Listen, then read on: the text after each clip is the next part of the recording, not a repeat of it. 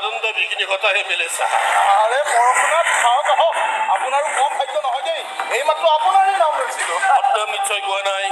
আৰে কি কথা কয় হে আপুনিতো আমাৰ নিজৰ মানুহ না কি কয় এই পৰশুনাত কাৰো আপোন মানুহ নহয় মৃত্যুৰ ফেৰিবলৈ চিনি নাপায় কোন পৰ কোন আপোন আজি নিউজ পেপাৰতে নিচুকনি লিখিছে মই যাবাবাজি একেবাৰে পচন্দ নকৰোঁ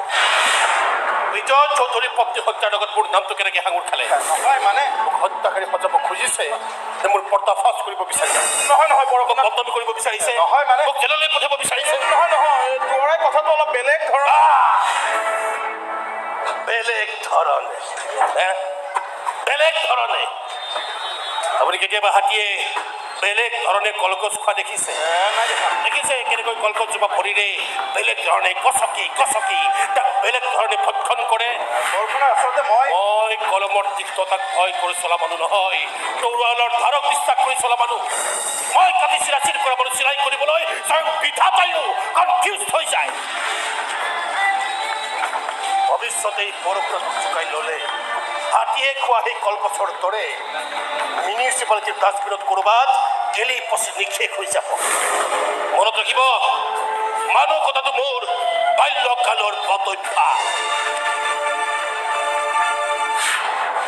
আরে আগাগ ইন্সপেক্টর সাহেব কি হল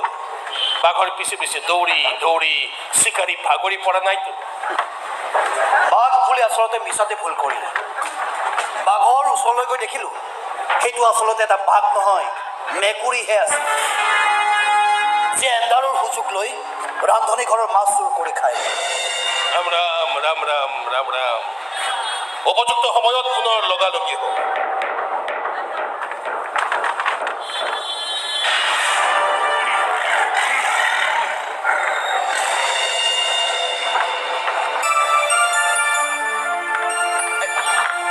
চৌধুৰী আমি বৰ দুখিত বুজিছেনে বৰ দুখিত আপোনাৰ পত্নীৰ মৃত্যুত আমি মৰ্মাহত বুজিছেনে বৰ মৰ্মান্তিক ঘটনা বৰ দুৰ্ভাগ্যজনক তাতে আকৌ পেটতহে 3 মহীয়া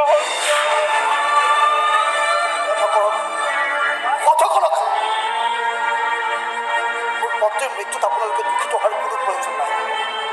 আপোনাৰ মনৰ কষ্ট আমি বুজিব পাৰিছোঁ চৌধুৰী মই দুৰ্বল হৈ পৰা নাই জ্যেষ্ঠ সাংবাদিক ডাঙৰীয়া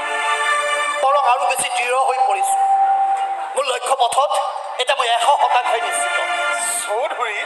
আপোনাৰ লক্ষ্য পথত কিন্তু পৰ্বতসমূহ বাধাও আছে আগ্নেয়গিৰি কেতিয়াও পৰ্বতৰ জোখ মাখ লৈ উদ্গৃত নহয় এবেলে চাহাব সাৱধান হ'ব সেই উদ্গৃত লাভাই যাতে আপোনালোককো পুৰি চাই কৰি নেপেলায়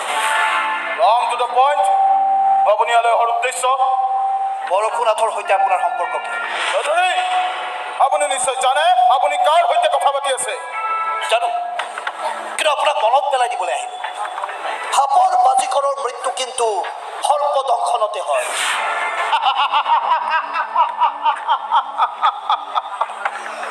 কিমান টকা লাগিব মোক টকাৰে কিনিব পৰা এই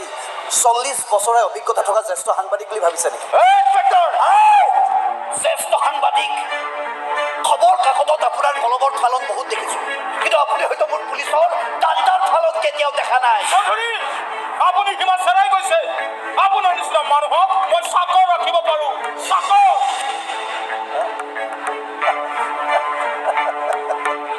এমএলএ সাহেব আমি দুইজনেই চাকৰ ডাঙৰীয়া এই ৰাইজৰ চাকৰ পাৰ্থক্য মাত্ৰ ইমানেই যে মই চৰকাৰী ইণ্টাৰভিউলৈ নিযুক্তি দিয়া MA পাছ চাকৰ আৰু আপুনি ৰাইজে বিনা ইণ্টাৰভিউত 5 বছৰৰ বাবে নিযুক্তি দিয়া আণ্ডাৰ মেট্ৰিক চাকৰ